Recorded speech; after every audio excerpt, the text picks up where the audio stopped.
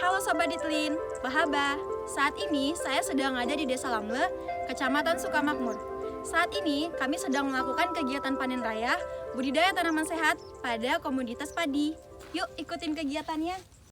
Pada hari ini, Selasa tanggal 11 Oktober 2022, kami dari UPTD BPTPHP Dinas Pertanian dan Perkebunan Aceh melaksanakan panen ketiga BTS di Provinsi Aceh, tepatnya di Kabupaten Aceh Besar.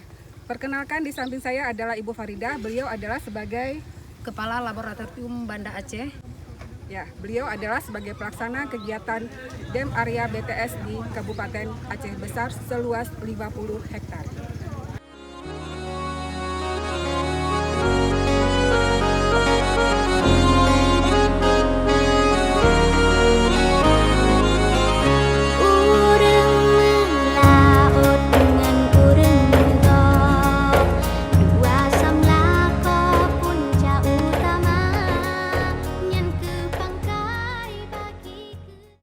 Adanya juga testimoni atau satu pernyataan, apakah program ini bisa kita lanjutkan?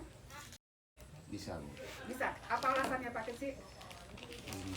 Ini sama tuh untuk kita lihat apa namanya, kita pakai pupuk organik tuh, pupuk organik untuk menghindari, untuk meningkatkan hasil produksi.